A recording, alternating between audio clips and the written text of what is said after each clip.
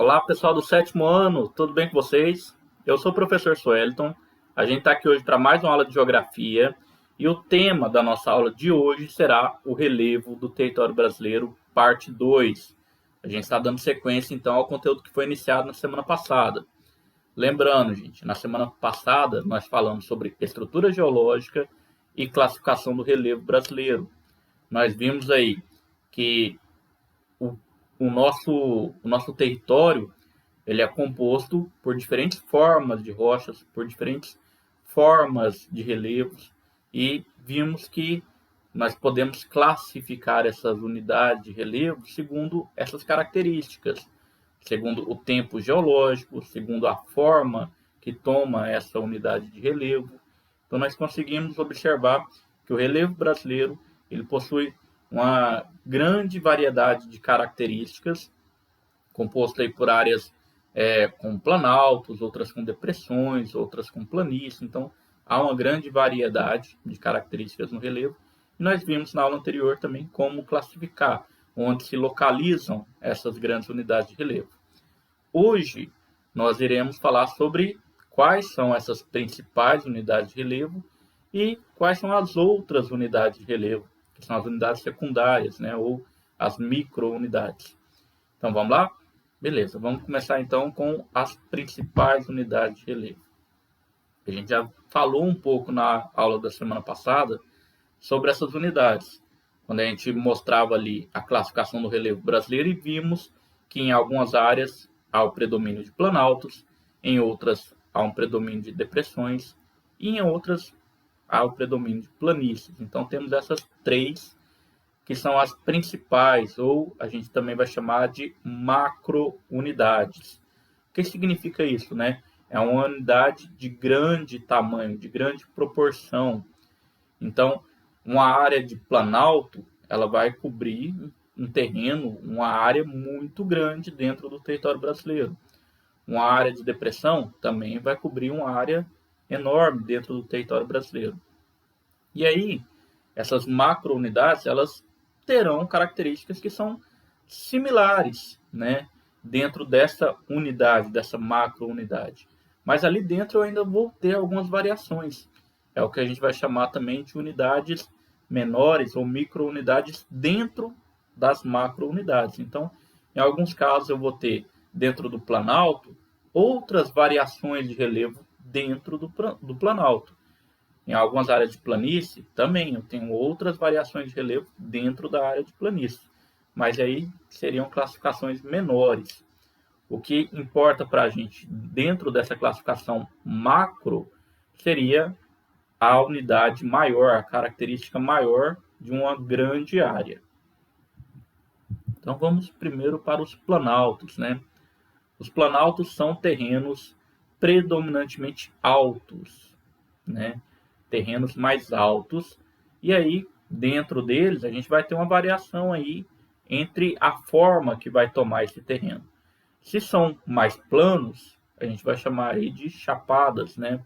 Planos e altos, essas chapadas. Se forem mais ondulados, como vocês estão vendo nessa imagem, a gente vai chamar de morros, colinas também, porque a gente vai ter as ondulações, ela não vai ser um terreno predominantemente plano. Então, normalmente, nesses lugares, né, a gente vai ter o predomínio de processos erosivos muito intensos, que vão provocar um grande desgaste nessa rocha.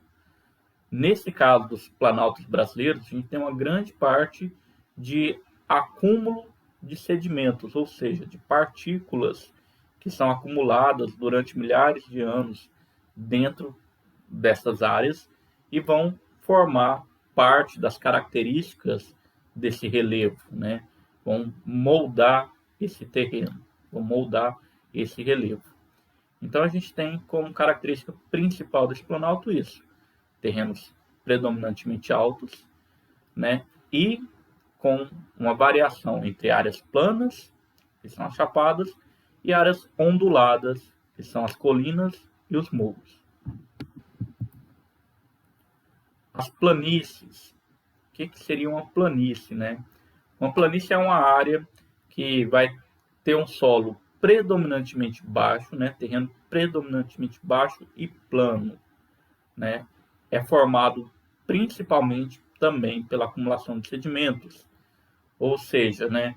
Partículas, mais uma vez, né? Partículas de uma rocha que está sendo desgastada, que está sendo destruída pela ação dos agentes externos. Então, esses sedimentos são carregados, essas partículas de rochas são carregados e depositados em uma área mais baixa. Nesse caso aqui, gente, a gente vai ter predominantemente a ação de agentes externos do tipo fluvial, né, que é a água do rio, marinha, provocado pela água do mar, lacustre, provocado por lagoas, eólica pelo vento, ou glacial, que seria pelo gelo, mas no Brasil a gente não tem praticamente nada de erosão glacial, é algo pífio, né? Algo mínimo. Então, esses agentes externos vão fragmentar a rocha, transportar essa rocha para uma área mais baixa, e aí esses sedimentos vão se agrupando ali, formando as planícies. Tá bom, gente? Aqui a gente tem um exemplo de uma planície que é a planície do Pantanal. Observe o quanto essa área é plana, né? A gente pode observar que quase não tem ondulação. E aí a gente vai ter aí formação de alguns lagos, né? De algumas áreas inundadas. Então, esse seria mais ou menos um exemplo de planície. Sempre um terreno de baixas altitudes e com características planas. E as depressões, que a gente já falou também nas aulas anteriores, né, são áreas rebaixadas, né? São áreas onde eu vou ter um nível mais elevado de uma parte e vou transitar em direção a uma área mais baixa. Então, estou saindo de uma área alta, indo em direção a uma área baixa, e isso a gente vai chamar de depressão, um grande desnível, tá? Quando essa depressão ela ocorre abaixo do nível do mar, a gente vai chamar de depressão absoluta, como ocorre, por exemplo, nos Países Baixos, lá na Europa, né, que a gente vai ter áreas com depressões abaixo do nível do mar. Quando são acima do mar, ou em áreas próximas, mas que ainda assim continuam acima do mar, a gente vai chamar de depressões relativas, tá? Porque o terreno está baixando, mas continua sendo um terreno acima do nível do mar. Beleza? Então ainda a altitude ainda vai ser positiva. Quando eu tenho uma depressão absoluta, a altitude é negativa, né? Nós não teremos aí metros abaixo do nível do mar. Bom, a gente não tem grandes quantidades de depressões no Brasil, né? Não há nenhuma depressão absoluta no Brasil. Não temos nenhuma área no Brasil que seja abaixo do nível do mar. Mas temos no Brasil depressões relativas. Áreas com um desnível, né? Com a descida do relevo, com a depressão, mas que ainda assim estão acima do mar. Normalmente esse desnível vai ocorrer em relação ou a um planalto em direção a uma planície, mais ou menos nesse sentido. Bom, essas são as predominantes, né, as mais importantes, mas dentro delas a gente ainda vai ter algumas variações. Como a gente viu lá, os morros e os planaltos são duas variações dentro de uma área de planalto, os morros e as chapadas dentro da área de planalto. Então a gente vai ter algumas variações, algumas microfragmentações dentro dessas grandes unidades de relevo. E aí é o que a gente vai ver agora, né? A gente pode observar que dentro das grandes unidades a gente ainda vai encontrar, por exemplo, a chapada, os tabuleiros, os morros, os terraços, as falésias, as serras e as escarpas. São todas variações de relevo, né? Normalmente em escalas menores dentro de um território nacional, mas cada uma com uma particularidade que a diferencia das demais. Vamos ver um pouquinho mais, né? Primeiro, a chapada. Eu acho que essa é uma das que a gente consegue observar mais de perto aqui dentro do estado de Mato Grosso, porque a gente tem ali a Chapada dos Guimarães, que é exatamente essa que está na imagem, né? Vocês podem observar aí, fica a 250, 280 quilômetros daqui, né, de Nova Mutum. Então, quem tiver a oportunidade de visitar e conhecer essa formação geológica é muito interessante. Bom, o que predomina nessas chapadas, né? A gente vai ter predominantemente superfícies planas, né? Planas típicas de planaltos sedimentares, planaltos formados por acúmulo de sedimentos. Em geral, né, possuem uma estrutura horizontal, plana horizontal, e acima de 600 metros de altura, né, de altitude. Então a gente vai ter uma altura média aí, né, mais ou menos dentro do padrão das alturas elevadas do Brasil. E a gente vai ter uma grande diversidade de chapadas no Brasil. A gente vai ter várias chapadas no Brasil. Nós teremos aí, por exemplo, né, no Centro-Oeste, nós teremos a Chapada dos Guimarães, a Chapada dos Perecis, no Mato Grosso, né, nós temos também a Chapada dos Veadeiros, que é lá em Goiás. No Nordeste, a gente vai ter a Chapada Diamantina, a Chapada do Apodi, no Rio Grande do Norte, a Chapada do Araripe, no estado do Ceará, de Pernambuco. Então, a gente vai ter várias chapadas no Brasil, tá? É uma característica muito presente dentro do relevo brasileiro. Bom, a próxima, né, são os tabuleiros. O tabuleiro ele até se assemelha a uma chapada em alguns momentos, porque a gente vai ter uma superfície plana, horizontal, mais uma vez, né? E também de origem sedimentar. Nesse caso, o que vai diferenciar mais em relação às chapadas é que as altitudes são baixas, né? No caso dos tabuleiros, eu tenho altitudes bem próximas à altitude do nível do mar. E normalmente ocorrem aqui no Brasil próximo à costa, né, da região nordeste do Brasil, lá no norte, no nordeste do Brasil. Então a gente pode observar aqui nessa imagem, né, de Tibau do Sul, no Rio Grande do Norte, um exemplo, né, desses tabuleiros. Olha que é bem próximo ao mar, a altitude é bem baixa, né, bem próximo ao nível do mar, e tem esse formato, né, de tábua, esse formato plano, né, que se parece até com uma mesa. E normalmente ele vai ter também um limite muito abrupto, né? Ele chega a um determinado ponto e de repente se encerra essa forma de relevo. Ela vai ter uma depressão bem abrupta, né, ali. Bom, outra unidade dessas micro-unidades de relevo são os morros. Ele também vai ser muito encontrado em áreas de planaltos, em alguns casos em áreas mais baixas, também áreas de planície. São elevações de terreno, né, que vai em torno de 100 metros, 200 metros de altitude, né, e vai ter várias declividades, né. Vai ter normalmente o topo arredondado, então o morro quase sempre ele vai ter um topo bem arredondado.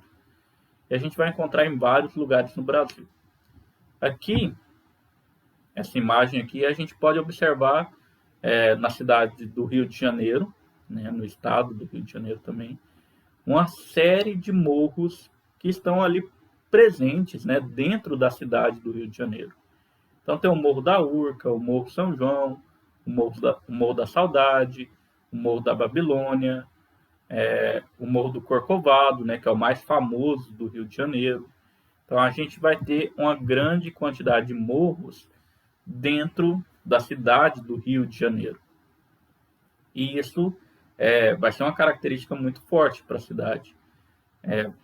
Tanto em relação às moradias precárias, pessoas que vão viver de forma precária nesses morros, quanto a quantidade de acidentes provocados pelo deslizamento.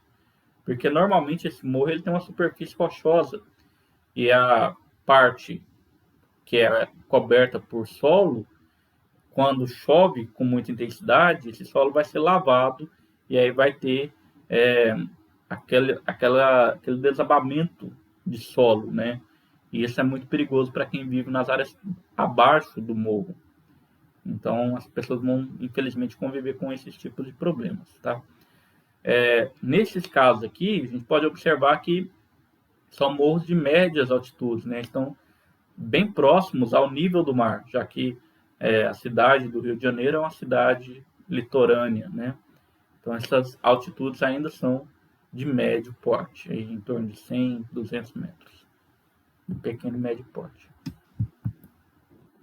Uma outra forma de relevo, né, que a gente pode encontrar aí próximo ao litoral são as falésias, né? Essa parede, esse paredão que a gente encontra aí nos litorais, e onde a gente vai ter uma declividade muito abrupta, né, entre o continente e o oceano. Então vocês podem observar que essa queda, esse paredão que vocês estão observando aí, é um exemplo de falésia, tá? É muito perigoso para os banhistas, né, para quem costuma passear pela praia, porque esses paredões ocorrem deslizamentos de rochas frequentemente, como a gente pode observar ali naquela quantidade de rochas que caiu e se aproximou ali bem da água do mar. Aqui nós temos uma imagem de Porto Seguro, né, onde a gente pode observar essa falésia dentro do relevo brasileiro. Bom, as serras, né, também é uma unidade de relevo que é muito comum no Brasil. A gente tem muitas serras dentro do relevo brasileiro. É composta por uma área que vai sofrer com um desnível muito abrupto, muito intenso, né, formado por morros, né, a gente vai ter predominantemente morros, mas que o pico desse morro ele é mais abrupto, né, ele não é tão arredondado quanto a gente costuma ver nos morros mais tradicionais. Então, na serra, eu tenho um topo um pouco mais pontiagudo, como vocês estão vendo ali, né? É importante também a gente destacar que o morro ele vai ser diferente da escarpa, no sentido de que o morro não, a serra, perdão. A serra vai ser diferente da escarpa, no sentido de que dá para você subir de um lado e descer pelo outro lado da serra. No caso da escarpa, não. É um terreno acidentado. A gente vai ver a escarpa daqui a pouco. É um terreno acidentado, né, com uma elevação muito abrupta, mas que você não consegue atravessar para o outro lado. Tá? No caso da serra, você já consegue. Nós temos, então, aqui um exemplo da Serra do Rio... Deixa eu voltar aqui. Serra do Rio Rastro, em Santa Catarina. Observem, pessoal, quanto o topo dessa serra ele é mais cortado, né? Ele é mais pontiagudo. Não é um topo tão arredondado como a gente costuma ver nos morros. Então essa vai ser uma característica muito presente nas serras. E nós temos as escarpas aí que têm as laterais bem parecidas com as serras, né?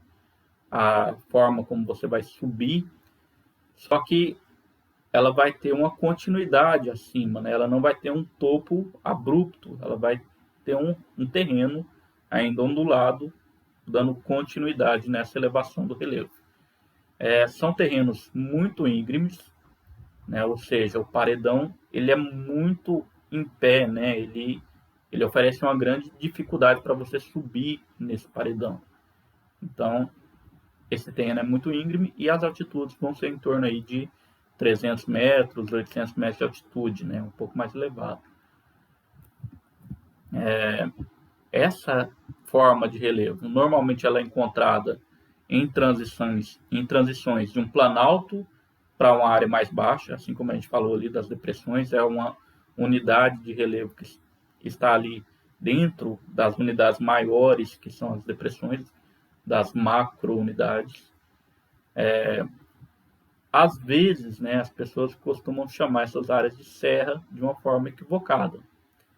Né? No caso aqui, a Serra do Mar, que é uma das áreas no Brasil que é chamada de serra, mas que na realidade é uma escarpa. Também nas áreas lá da borda do Planalto Atlântico, também a gente vai ter uma área de escarpas, né? Ali onde a gente vai ter a transição da planície litorânea com a Baixada Santista. Então essa seria uma forma de escarpa, gente. Tá? Essa aqui é uma imagem lá de Alto Paraíso, no estado de Goiás.